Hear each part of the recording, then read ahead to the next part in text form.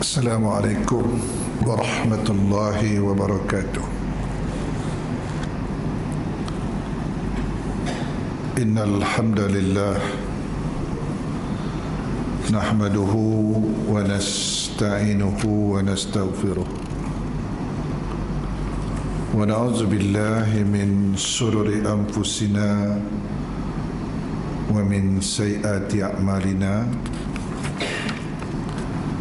من يهده الله فلا مضل له وما يضلل فلا هادي له.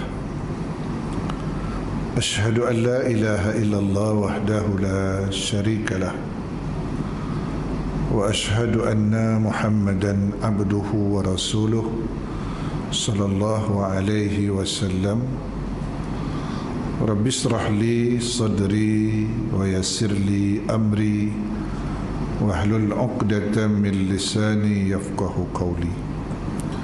سبحانك لا علم لنا إلا ما علمتنا إنك أنت العليم الحكيم ولا حول ولا قوة إلا بالله العلي العظيم ولا حول ولا قوة إلا بالله العلي العظيم. Tuan ahli jawatan kuasa surau yang saya hormati, Tuan Imam, Tuan Bilal, muslimin muslimat yang dirahmati Allah. Ucapan puji syukur kita panjatkan kehadirat Allah Subhanahu wa taala. Allah masih anugerahkan kepada kita semua kesihatan, kelapangan masa untuk kita tetap berada di surau kita pada malam ini, dan kita tunggu menjelang waktunya, waktu isyak.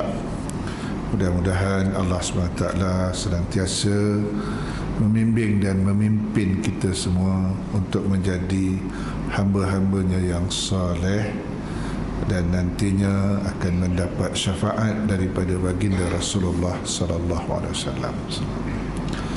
Kemudian kita juga mengucapkan selawat dan salam kepada junjungan Nabi Muhammad sallallahu alaihi wasallam. Allahumma salli ala Muhammad wa ala ali Muhammad. Hadirin hadirat, malam ni kita sambung pelajaran kita dalam Al-Bidayah wan Nihayah zaman Khulafa'ur Rasyidin. Kita masih lagi membicarakan khalifah yang pertama daripada Khulafa'ur Rasyidin, yakni Abu Bakar As-Siddiq. Dalam satu riwayat daripada Aisyah berkata, Aisyah, ketika Rasulullah SAW wafat, orang-orang Arab sepakat kembali murtad. Maknanya masa Rasulullah telah wafat, tuan-tuan, ramai kalangan orang-orang Arab yang murtad, maknanya meninggalkan agama Islam. Itu makanya sebagaimana yang kita maklum, tugas besar Abu Bakar As-Siddiq setelah wafatnya Nabi SAW memerangi 3 kelompok, tuan. Kelompok yang pertama adalah kelompok murtad lah. Yang kedua, yang enggan membayar zakat. Dan yang ketiga adalah ada yang mendakwa diri sebagai Nabi. Nabi palsu, tuan-tuan. Kan? Ada beberapa nama lah, tuan-tuan, di antaranya Musailamah Al-Kazab, Tulaihah, Sajah Tamamiyah. Ada perempuan pun mengaku diri Nabi, tuan-tuan. Dan setelah Rasulullah SAW wafat, tuan-tuan. Jadi Abu Bakar isytihar perang kepada 3 kelompok ni, kepada 3 golongan ini. Itu kata Aisyah, setelah Rasulullah wafat, orang-orang Arab ramai yang sepakat kembali murtad, dan kemunafikan tersebar di mana-mana. Demi Allah, kata Aisyah, sesungguhnya ayahku, Abu Bakar dia mendapat beban yang berat, kata Aisyah. Maka jika dipikulkan oleh gunung yang sekokoh sekalipun, niscaya akan hancur luluh. Maknanya tugas berat yang dipikul oleh Abu Bakar ni berat, kata Aisyah. Kalau dipikulkan kepada gunung-gunung pun boleh hancur. Aisyah kata begitu, tuan-tuan, kan? Dan para sahabat, dikatakan, tuan-tuan, sahabat Nabi SAW ketika itu dia tak ubahnya diibaratkan domba, ibaratkan domba yang kucak kacir terkena hujan di malam yang gelap gulita dan dingin, kata Aisyah, kan? Maka di tengah-tengah padang yang dipenuhi dengan binatang buas. Masa tu sahabat tu agak kucak kacir, kata Aisyah. Wallahi, demi Allah, kata Aisyah, semua perselisihan dan persoalan yang dihadapi itu, yang sedang berlaku itu, berhasil dapat diselesaikan oleh ayahku, oleh Abu Bakar, dengan keistiqomahannya dengan menjadikan Islam sebagai panduan. Maksudnya semua persoalan, sama ada Nabi palsu, sama ada orang yang enggan membayar zakat, sama ada orang yang mendakwa diri Nabi, dapat diselesaikan oleh Abu Bakar dengan sebaik-baiknya, kan? Kemudian Aisyah menyebutkan tentang Umar dan berkata, barang siapa yang melihat Umar, niscaya ia tahu bahawa Umar diciptakan untuk kemaslahatan Islam. Maknanya apabila tentang Umar, maknanya Umar ni, tuan-tuan, dia membantu Abu Bakar As-Siddiq dalam pemerintahannya, kan? Dan bahkan, tuan-tuan, Umar ketika itu setelah Abu Bakar dilantik, Abu Bakar dia bawa barang-barang dagangannya nak pergi pasar, tuan-tuan, nak berdagang. Kemudian jumpa Umar dengan Abu Ubaidah Al-Jarrah. Ya Khalifah Rasulullah, kata Umar, kamu nak pergi mana? Nak berniaga lah, nak kemana lagi? Kata Abu Bakar. Kata Umar, tak boleh dah. Dan sekarang tugas kamu adalah sebagai khalifah. Dan jadi bagi mana nak makan minum anak isteri aku? Umar bawa dia ke Baitul Mal. Kata Umar bin Khattab, kamu akan diberi gaji daripada Baitul Mal. Maknanya kamu tak payah lagi dah ke pasar untuk berniaga, kata Umar bin Khattab, kan? Dan masa pemerintahan Abu Bakar ni, tuan, Umar dilantik oleh Abu Bakar sebagai hakim. Umar kata, selama beberapa bulan aku jadi hakim, dia kata tak ada seorang pun yang dibawa kepada pengadilan. Ini nak menunjukkan amannya manusia ketika itu, tuan-tuan. Tak ada pelanggaran ataupun tak ada peristiwa jenayah berlaku. Okey. Kemudian, tuan-tuan yang dirahmati Allah, Saif bin Umar meriwayatkan daripada Abu Damrah, Abu Amru dan juga lainnya daripada Hasan Basri, ketika Abu Bakar bersiap-siap memberangkatkan pasukan Usamah. Tuan-tuan maklum, sebelum Rasulullah wafat, ketika Rasulullah dah sakit, Rasulullah SAW melantik Usamah bin Zaid untuk mengetuai tentera Islam bagi memerangi tentera Rom, tuan-tuan, kan? Namun apabila Rasulullah SAW sakit, tuan-tuan, pasukan Usamah ni tak jadi berangkat. Untuk makluman, tuan-tuan, Usamah ni umurnya masa tu awal 20-an, tuan-tuan. Sementara di bawah dia Abu Bakar ikut serta. Abu Bakar, Umar, Abu Ubaidah Al-Jarrah, Sa'ad bin Abi Waqqas, maknanya sahabat-sahabat senior, tuan-tuan, berada di bawah pemerintah, pemimpinan panglima perang daripada Usamah bin Zaid. Usamah ni, tuan-tuan maklumlah, kan, dia adalah anak kepada Zaid bin Harithah, tuan-tuan. Anak kepada Zaid bin Harithah. Tuan-tuan tahu siapa mak kepada Usamah ni? Ibunda kepada Usamah ni Ummu Aiman. Ummu Aiman adalah orang yang mengasuh Nabi. Dia adalah maula ataupun hamba sahayanya Aminah binti Wahab, ibunda Nabi SAW. Dia adalah pengasuh Nabi. Sementara Zaid bin Harithah adalah anak angkat Nabi. Tuan-tuan cuba bayangkan, Zaid bin Harithah anak angkat Nabi, kan? Jadi setelah Zaid bin Harithah bercerai dengan Zainab binti Jahsy, Dan kemudian Zainab tu Allah nikahkan dengan Rasulullah SAW dan dikahwin dengan Ummu Aiman. Jadi dari perkahwinan dengan Ummu Aiman ni lah tuan-tuan, dia melahirkan anak yang bernama Usamah. Dan Usamah ni dia lahir tahun ke-7 sebelum hijrah tuan-tuan. Dan umur Usamah ni dia sebaya dengan umurnya Hasan bin Ali, cucu Nabi sallallahu alaihi wasallam. Dan Rasulullah SAW begitu sayang dengan Usamah ni.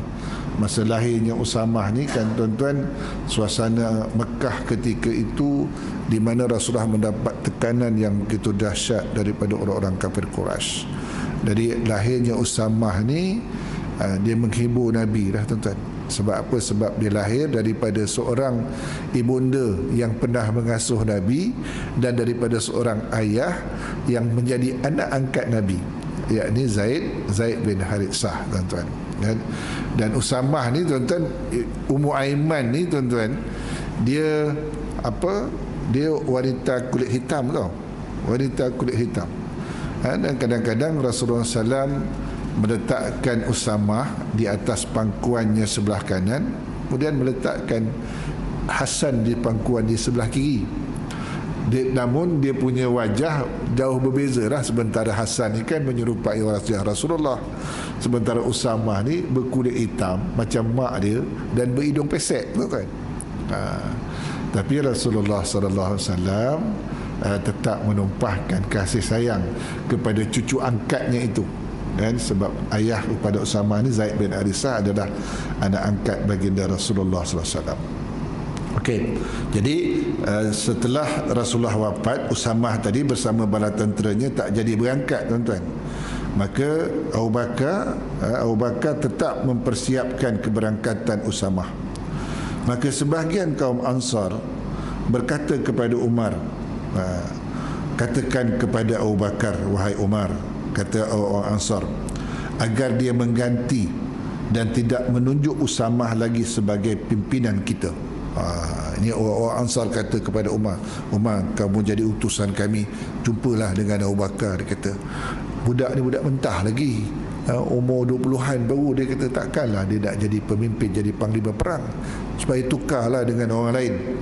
Itu tuan-tuan, orang-orang Ansar dia minta Umar menyampaikan hal tersebut kepada Abu Bakar.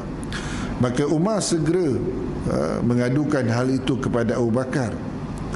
Maka diceritakan tuan-tuan bahawa Abu Bakar ketika itu tuan-tuan, apa yang Abu Bakar lakukan? Abu Bakar tarik janggut Umar tuan, rentak janggut Umar.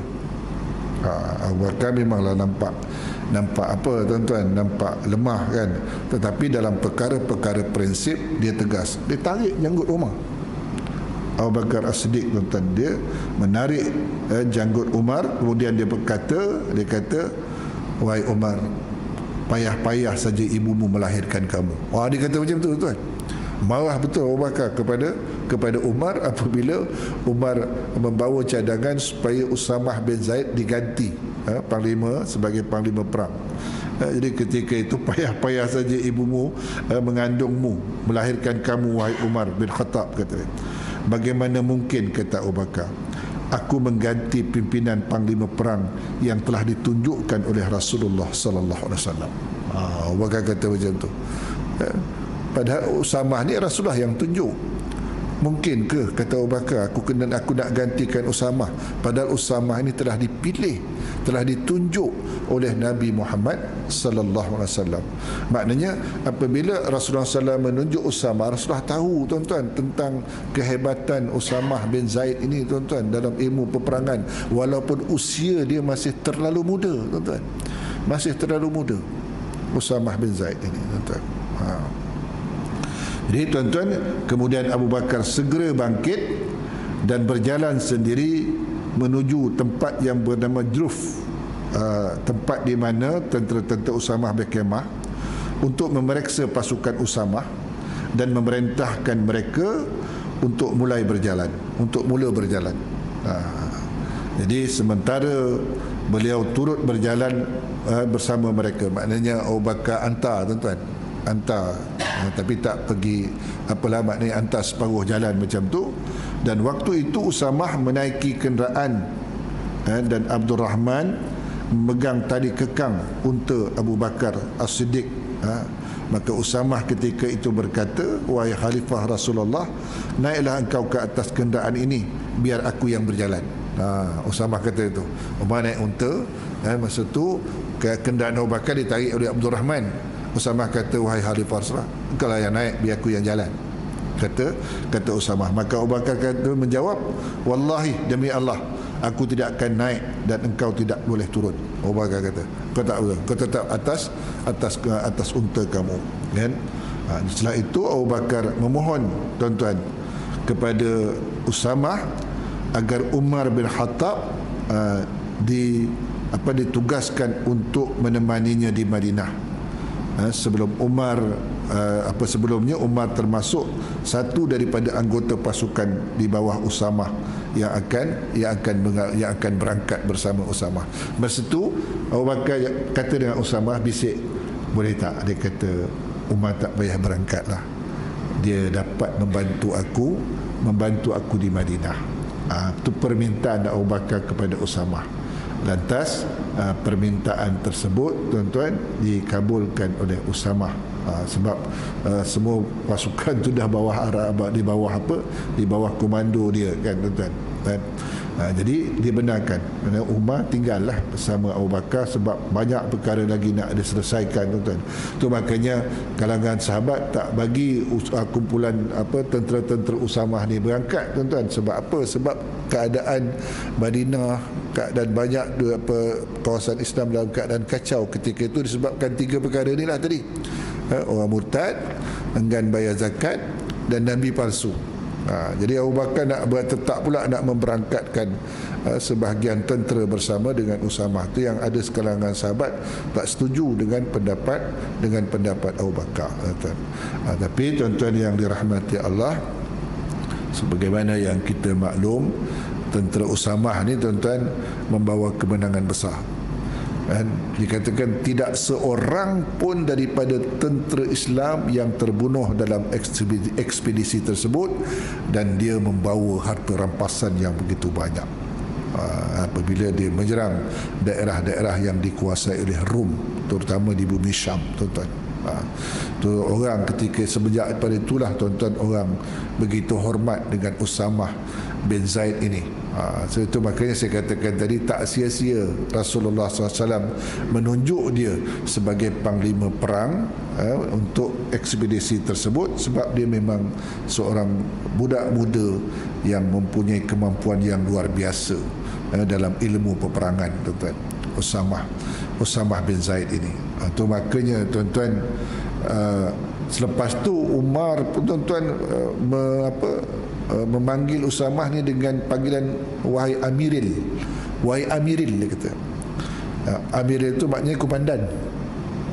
Jadi orang tanya kepada Umar, kenapa kamu panggil dia komandan? Ya, aku memang pernah berada di bawah komandan dia. Dia pernah jadi panglima, aku pernah jadi bawahan dia. Umar kata begitu. Dan biasanya, tuan-tuan, Umar bin Khattab ni apabila dapat harta peperangan, dia ada orang yang dapat bagian lah. Satu ketika Usamah ni dapat bagian 4,000 dinar, tuan-tuan. Sementara anak dia Abdullah bin Umar dapat 3,000. Jadi Abdullah bin Umar komplain, tuan-tuan, kepada ayah dia. Ayah, apa kelebihan Usamah? Dia kata. Dan apa kelebihan ayah dia? Aku dapat 3,000, kenapa dia dapat 4,000? Sepatut bagi sama. Bukankah ayah maknanya Umar, ayah lebih mulia daripada ayah dia? Dan bukankah saya lebih mulia daripada dia? Kata Abdullah bin Umar. Maka Umar bin Khattab kata, tak, aku tidak lebih mulia daripada ayah dia, sebab ayah dia lebih dikasihi oleh Rasulullah sallallahu alaihi wasallam daripada Rasulullah mengasihi aku. Dan dia kata Rasulullah SAW, kata Umar bin Khattab, lebih dikasihi oleh Rasulullah SAW daripada Rasulullah mengasihi kamu. Rasulullah kata kepada Abdullah bin Umar begitu. Sebab Rasulullah SAW itu dikatakan hub Umar Usamah ni, tuan-tuan, kecintaan daripada orang yang mencintai, kecintaan daripada orang yang dicintai. Itu gelar disebutkan antara Usamah dengan Nabi sallallahu alaihi wasallam. Dia Rasulullah mencintai Usamah bin Zaid ini, sementara Rasulullah adalah orang yang dicintai. Okey, jadi tuan-tuan yang dirahmati Allah, maka setelah peristiwa ini dikatakan tidak pernah Umar lagi bertemu dengan Usamah kecuali akan mengucapkan salam kepadanya. Assalamualaikum, assalamualaikum ya Amir. Dia masa sebelum Usamah berangkat tu, Umar sempatlah tuan-tuan memberi salam kepada dia. Assalamualaikum ya Amir. Ya wahai salam sejahtera, wahai komandan. Okey, jadi tuan-tuan, itu sedikit berkaitan kisah di mana Abu Bakar tetap memberangkatkan Usamah bin Zaid, ketua panglima perang yang akan memerangi tentera Rom. Setelah sebelumnya Rasulullah SAW telah menyusun bala tentera yang dipimpin Usamah ini, tapi tertangguh disebabkan Rasulullah sakit dan Rasulullah SAW meninggal dunia. Okey, kemudian tuan-tuan yang dirahmati Allah, ini berkaitan tentang Abu Bakar menumpas kaum murtad dan orang-orang yang menolak membayar zakat. Tuan-tuan, disebutkan dalam riwayat ini, Muhammad ibn Ishaq berkata, ketika Rasulullah wafat, maka orang-orang Arab kembali murtad. Ada yang kembali murtad, sementara orang Yahudi dan Nasrani menampakkan taringnya. Sementara orang-orang munafik ketika itu mula tersebar. Kaum muslimin ketika itu, sebagaimana yang disebutkan oleh Aisyah tadi, ibarat domba yang kucak-kacir diguyur hujan lebat pada malam yang pekat dan dingin, hingga Abu Bakar katakan berhasil menyatukan kembali mereka, sahabat-sahabat kembali. Dalam hal ini Ibnu Hisham telah berkata kepadaku Abu Ubaidah dan para ulama lainnya, ketika Rasulullah wafat, kebanyakan daripada penduduk Mekah ingin kembali murtad keluar daripada Islam, hingga ketika itu Itab bin Usaid. Itab bin Usaid ni tuan-tuan governor yang dilantik oleh Abu Bakar di Mekah. Itab bin Usaid dikatakan mengkhawatirkan keberadaan mereka, dan ketika itu Itab dikatakan bersembunyi. Maka berdirilah Suhail bin Amru dan memulai ucapannya dengan memuji Allah. Kemudian dia menyebutkan perihal wafatnya Rasulullah SAW sambil berkata, kematian Rasulullah SAW tidak menambah Islam kecuali semakin kuat. Maka barang siapa yang kami curigai keluar daripada agama ini, maka aku akan penggal kepalanya. Ini tuan-tuan, ada sahabat yang membantu Abu Bakar namanya Suhail bin Amru.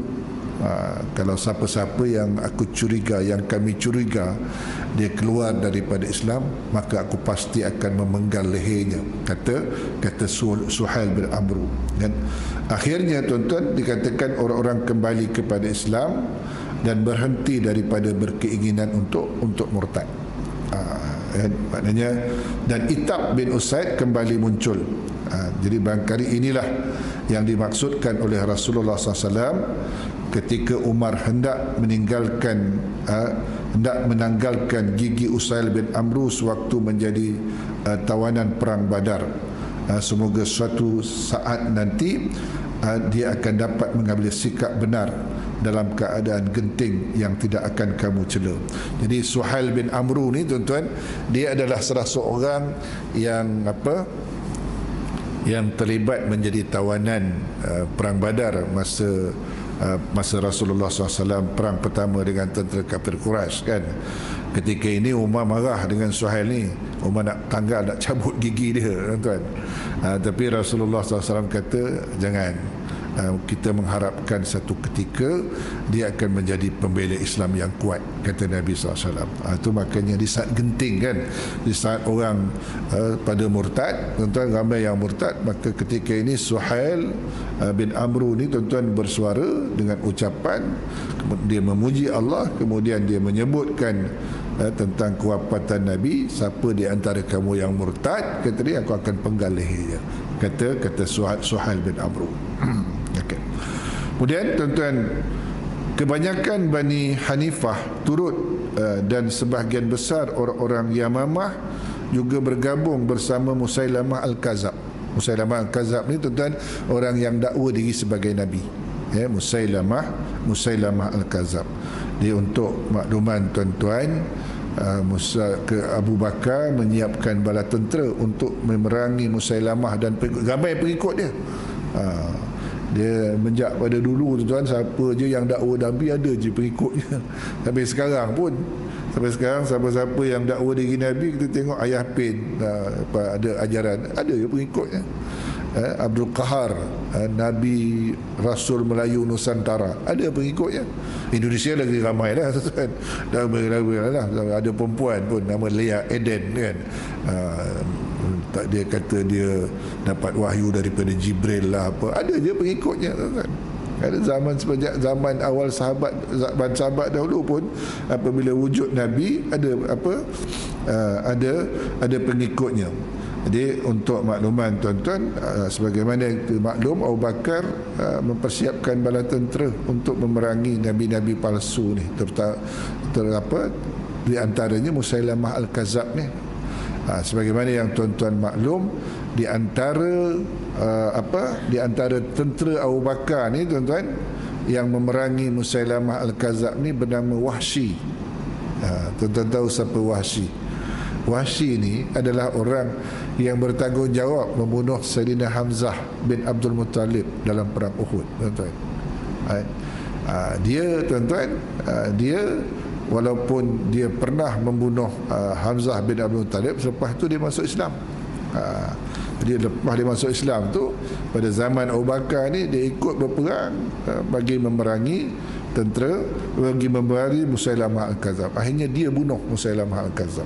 Maknanya tangan yang sama yang pernah dilumurkan dengan darah Sayyidina Hamzah, tapi tangan itu juga tuan-tuan, sebagai tebusan mungkin, digunakan untuk membunuh berlumuran dengan tangan dengan darahnya Nabi palsu, iaitu Musailamah Al-Kazab. Okey. Jadi tuan-tuan yang dirahmati Allah, dan Bani Asad maupun Bani Tai bergabung dengan Tulaihah Al-Asadiyah. Ini satu lagi Nabi. Tadi Musailamah Al-Kazab, satu lagi Tulaihah Al-Asadiyah pun mendakwa diri Nabi tuan-tuan, pada zaman tu, yang mengaku sebagai Nabi baru, seperti halnya Musailamah Al-Kazab. Jadi dikatakan suasana agak kacau bilau pada awal pemerintahan Abu Bakar, tuan. Agak kacau bilau. Di mana ada yang sana ngaku diri Nabi, sana ngaku diri Nabi, sana murtad, yang ini enggan bayar zakat, tuan. Jadi sementara Abu Bakar As-Siddiq ketika itu tetap memberangkatkan pasukan Usamah, yang membuat sebahagian daripada bala tentera di Madinah semakin berkurang. Jadi pada masa yang sama itu, yang sahabat-sahabat tak setuju tu dengan Abu Bakar, kan? Suasana tak berapa kondusif kan, dengan adanya nabi palsu, dengan adanya orang yang enggan bayar zakat, tuan-tuan, dengan adanya orang murtad. Jadi pada masa yang sama Abu Bakar menghantar pula sebahagian tentera Islam untuk berperang bersama dengan Usamah, kan? Jadi akhirnya keadaan ini dikatakan membuat banyak daripada suku Arab bersiap-siap untuk menghabiskan dan merebut kota Madinah. Maka ada dari kalangan kelompok-kelompok orang Arab ketika itu, tuan-tuan, bersedia untuk menyerang Madinah dan untuk menakluki Madinah. Namun dikatakan Abu Bakar cepat tanggap dengan mendirikan pos-pos keamanan di sekitar kota, dan menunjukkan para pemimpin pos-pos tersebut. kan? Di antaranya Ali bin Abi Talib. Maknanya Ali bin Abi Talib tidak berangkat bersama dengan Usamah. Dia Abu Bakar buat tuan-tuan, letak pos-pos, tuan-tuan. Di antaranya Ali bin Abi Talib jaga satu pos bersama dengan beberapa orang untuk apa? Untuk bertindak kalau ada serangan daripada pihak luar ke Madinah. Kemudian Zubair bin Awam, Talhah bin Ubaidillah, Sa'ad bin Abi Waqqas, Abdul Rahman bin Auf dan juga Abdullah bin Mas'ud. Jadi sahabat-sahabat ini, tuan-tuan, Abu Bakar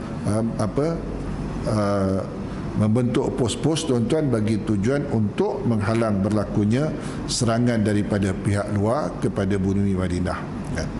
Seiring dengan itu, dikatakan utusan orang-orang Arab berdatangan ke Madinah mengakui kewajiban solat namun mengingkari kewajiban zakat. Zaman Abu Bakar ni, dia kata solat okey, kami masih nak laksanakan, tapi zakat kami tak nak bayar. Dia sampai dia mengadu, dia datang ke Madinah, tuan-tuan, dan ada pula yang enggan membayarkannya kepada As-Siddiq dengan dalih ayat huz min amwalihim sadaqatan tutahhiruhum wa tuzakkihim bima wasalli alaihim inna salataka sakanun lahum wallahu sami'un alim. Kan? Ambillah zakat dari sebahagian harta mereka, dengan zakat itu kamu bersihkan dan mensucikan mereka, dan mendoakan dan mendoalah, kan? Dan berdoalah untuk mereka, sesungguhnya doa kamu itu menjadi ketenteraman jiwa bagi mereka. Ini dalam surah At-Taubah ayat 103, tuan-tuan. Mereka berkata, kami tidak akan membayar zakat kami kecuali kepada orang yang doanya dapat mententeramkan hati kami. Bahkan ada yang membuat doa yang orang yang dapat mententeramkan hati kami. Dia kata kami tak bayar zakat kecuali kepada orang yang berdoa, dengan doanya itu dapat mententeramkan hati kami. Dia kata kami akan selalu patuh ketika Rasulullah ada di antara kami. Jadi alangkah ganjilnya kerana kami harus patuh pula kepada Abu Bakar. Dia kata kami nak patuh dengan Nabi je. Dia kata ada sekumpulan begitu, terutama mereka yang enggan bayar zakat. Kami nak patuh kepada Rasulullah, takkan pula kami nak kena patuh pula kepada Abu Bakar. Maknanya zakat ni kami bayar hanya pada zaman Nabi saja. Zaman Abu Bakar tak payahlah kami bayar zakat. Ada yang berpendapat begitu, tuan-tuan.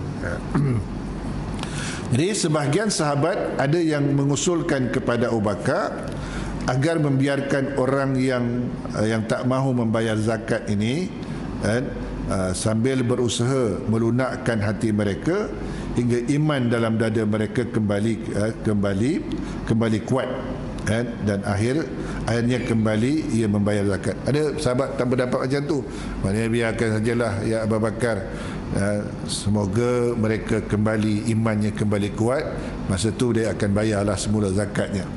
Namun, tuan-tuan, Abu Bakar As-Siddiq radhiyallahu anhu dikatakan tidak menerima usulan itu dan tetap berkeras untuk menumpaskan, untuk memerangi mereka. Maknanya Abu Bakar tetap berkeras. Ada cadangan, biarkan aja, nanti apabila imannya dah okey, dia bayarlah zakat. Abu Bakar tak, aku tetap akan memerangi mereka. Abu Bakar kata begitu, tuan. Jadi para perawi hadis selain daripada Ibnu Majah meriwayatkan dalam kitab-kitab mereka dan juga Abu Hurairah bahawa Umar bin Khattab berkata kepada Abu Bakar, mengapa engkau akan menumpaskan mereka sementara Rasulullah SAW telah bersabda, aku diperintahkan untuk memerangi manusia hingga mereka mengucap syahadah la ilaha illallah wa anna Muhammadar Rasulullah. Jika mereka menyatakannya, maka harta dan darah mereka terjaga dariku untuk ditumpahkan dan dirampas kecuali dengan haknya. Umar kata begitu. Rasulullah SAW, kata Umar bin Khattab, dia tidak akan memerangi orang yang telah melafazkan dua kalimah syahadah. Tetapi kenapa kau isytiharkan perang kepada orang yang enggan membayar zakat? Maka Abu Bakar menjawab, demi Allah, kata Abu Bakar, Demi Allah, dia kata, andai sahaja mereka enggan untuk menyerahkan anak unta yang sebelumnya mereka serahkan kepada Rasulullah, pastilah akan kuperangi mereka semuanya.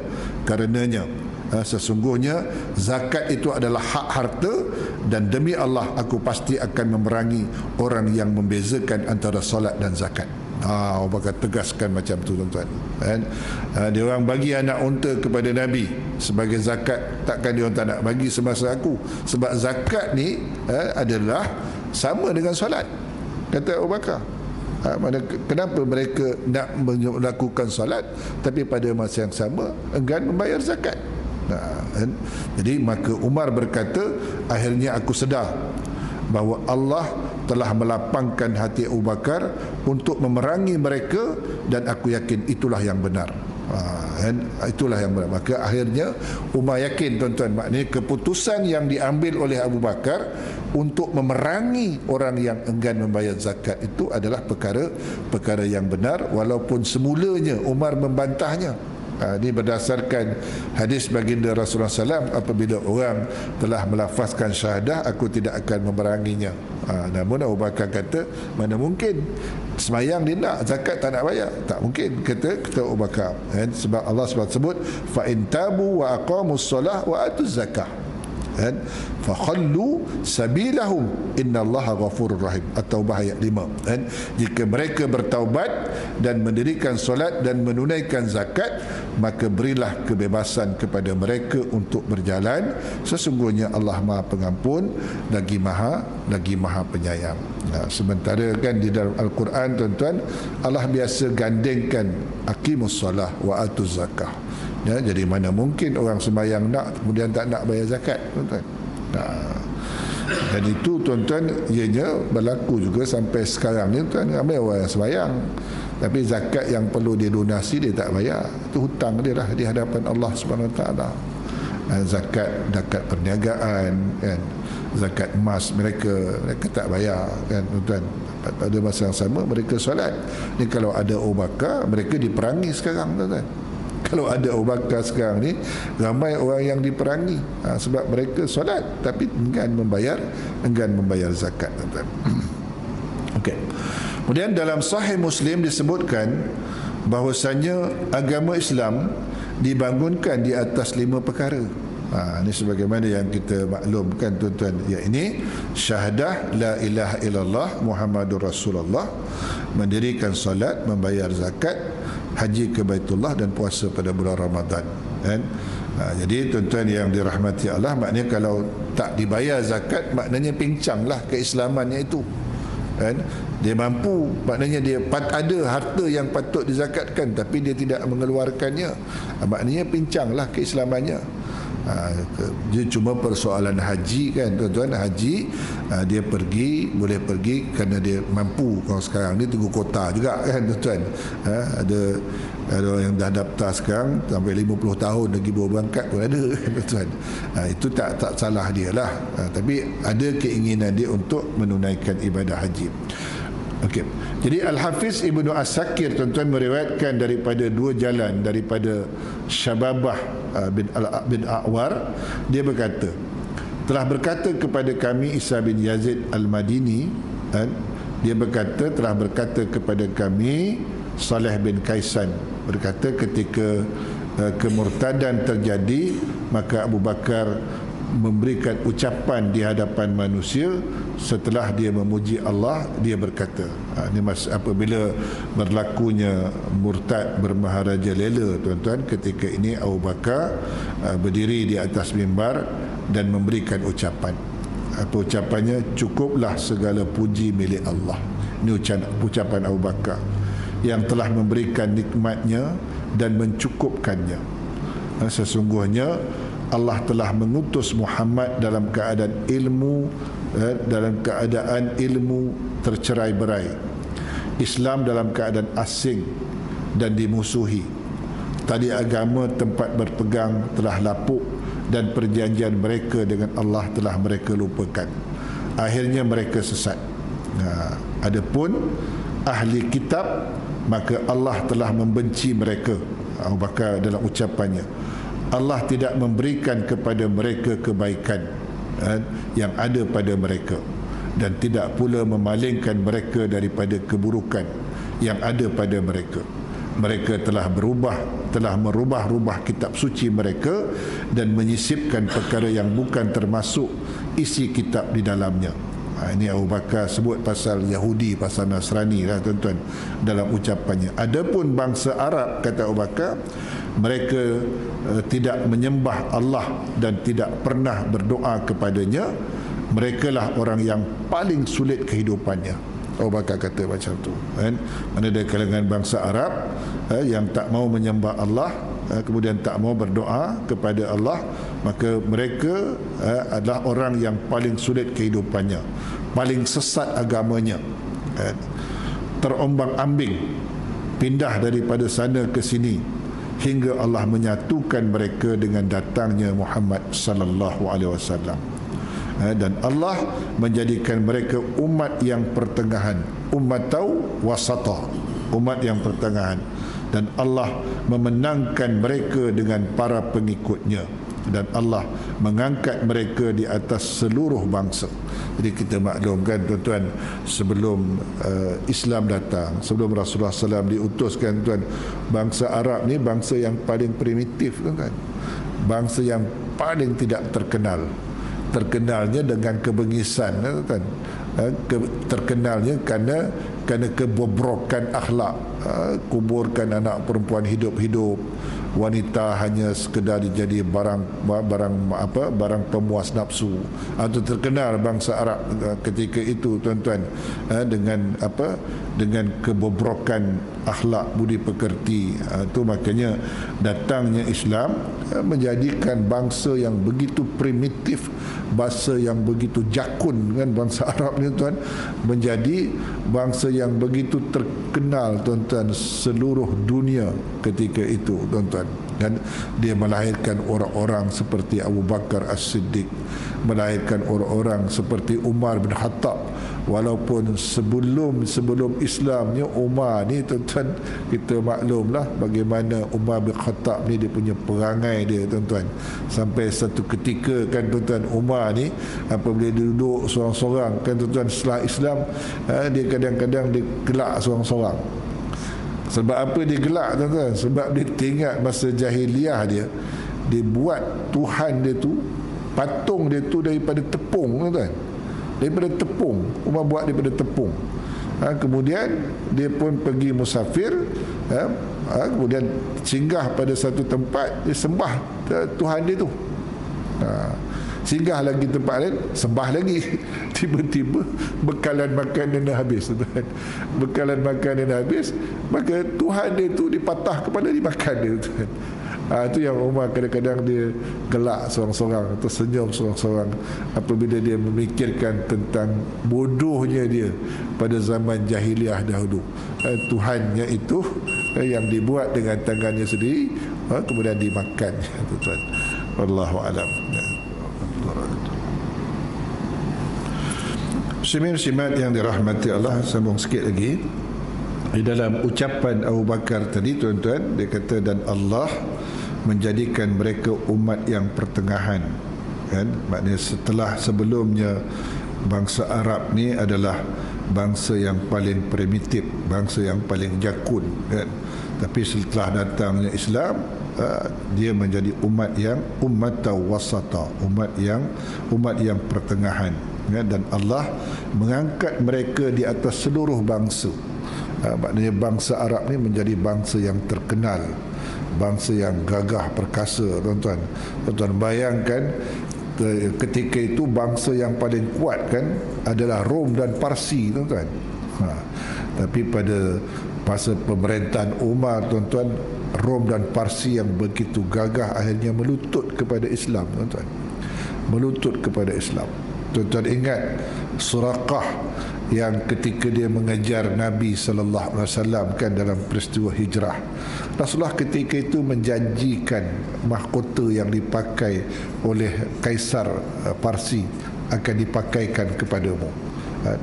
Jadi tuan-tuan bayangkan masa itu Islam belum ada apa-apa lagi tuan-tuan. Rasulullah dikejar oleh orang kafir Quraisy, dihalau daripada negeri tumpah darah dia. Tiba-tiba Rasulullah memperkatakan kepada Suraqah bin Malik bahwasanya dia akan dipakaikan gelang daripada kebesaran Kaisar Parsi. Jadi tuan-tuan, akhirnya memang pada zaman pemerintahan Umar bin Khattab tuan-tuan, apabila barang-barang berharga milik Kaisar Rom dan Parsi ini tuan, dipakaikan kepada Suraqah bin Malik tuan-tuan. Dipakaikan kepada Suraqah bin Malik. Itu dikatakan tuan-tuan, akhirnya Islam yang orang-orang Arab yang semulanya primitif tuan-tuan, Allah angkat martabatnya begitu tinggi tuan-tuan, sehingga menjadi penguasa dunia ketika itu. Rom dan Parsi berlutut kepada orang-orang Islam ketika itu. Jadi mulianya kekuatan yang ada pada orang-orang Arab tu sebab apa? Islam lah kan. Sebab Islam lah, puncanya Islam lah. Kalau tidak dengan Islam, Umar menjadi apa? Jadi orang yang paling brengsek tuan di kota Mekah sebelum datangnya Islam ketika itu. Bayangkan anak perempuan dikubur hidup-hidup tuan-tuan. Ketika itu mereka menindas sesama sendiri, saling berperang antara satu sama lain, saling bergaduh antara satu sama lain tuan-tuan. Mulianya kerana Islam. Itu yang Umar sendiri mengungkapkan, kita adalah satu kaum yang dimuliakan dengan Islam. Tapi barang siapa yang mencari kemuliaan selain daripada Islam, dia pasti akan dihina oleh Allah. Di hari ini tuan-tuan, kalau kita nak mulia, kita kena kembali kepada Islam. Mau tak mau kena kembali kepada Islam. Dan kalau kita masih mendewakan sekularisme, masih mendewakan pluralisme, kita akan dihina oleh Allah Subhanahu Wa Taala. Kemudian tuan-tuan, kata Abu Bakar, akhirnya Allah mewafatkan nabinya. Dan maka setelah itu syaitan menyiapkan kenderaannya untuk menggiring mereka dan menginginkan mereka agar semua manusia binasa. Selepas setelah wafat, itu makanya wujudnya nabi-nabi palsu dan ada orang yang murtad. Kemudian Abu Bakar membacakan firman Allah dalam surah Ali Imran ayat 144, wa ma Muhammadun illa rasul qad khalat min qablihi ar-rusul afa immata aw qutilan qalabtum ala aqabikum wa may yanqalib ala aqibaihi fala yadurrallaha syai'a wa sayajzillahu asy-syakirin. Wa ma Muhammadun illa rasul, Muhammad itu tidak lain hanyalah seorang rasul. Qad khalat min qablihi ar-rusul, sungguh telah berlalu sebelumnya beberapa orang rasul. Apakah jika dia wafat ataupun dibunuh, kamu akan berbalik ke belakang? Murtad. Murtad maknanya balik ke belakang. Maka barang siapa wa may yanqalib ala aqibai fala yadurullahi syai'a. Barang siapa yang murtad, yang berbalik ke belakang, dia tidak akan mendatangkan sedikit mudarat pun kepada Allah Subhanahu Wa Taala. Dan tak ada apa, maknanya tak ada kesan apa kepada Allah siapa-siapa yang nak murtad, dan Allah akan memberi balasan kepada orang-orang yang bersyukur. Dan ayat ini jugalah tuan-tuan yang dibacakan oleh Abu Bakar As-Siddiq ketika Umar mengamuk setelah kewafatan Nabi sallallahu alaihi wasallam, sebab Umar tak percaya yang Rasulullah wafat. Siapa-siapa yang mengatakan Muhammad mati, aku penggal leher dia, kata Umar. Kemudian datang Abu Bakar membacakan ayat ini di hadapan Umar. Umar terduduk tuan-tuan. Dia ingat ayat ni tak pernah turun. Ayat ni seolah macam tak pernah turun, macam baru pertama turun apabila Abu Bakar membacakan ayat ini kepada Umar. Dan ada kalangan sahabat-sahabat yang ada pengikut Umar ketika itu yang mengatakan bahawasanya Rasulullah SAW tidak wafat, dia hanya pergi sekejap, munajat kepada Allah, nanti dia akan patah balik, kata Umar. Okey, tuan-tuan yang dirahmati Allah, itulah sedikit sirah Abu Bakar pada malam ni, untuk sedikit jadikan ilmu pengetahuan kepada kita semua berkaitan tentang sirah sejarah kehidupan Abu Bakar sebagai Khulafaur Rasyidin. Kita tangguh dengan tasbih kafarah dan suratul As. Subhanakallahumma wa bihamdika asyhadu an la ilaha illa anta astaghfiruka wa atubu ilaik. Bismillahirrahmanirrahim. Wal asri innal insana lafi khusr illa allazina amanu wa amilus salihat wa tawassaw bil haqq wa tawassaw bis sabr. Wabillahi taufiq wal hidayah. Assalamualaikum warahmatullahi wabarakatuh.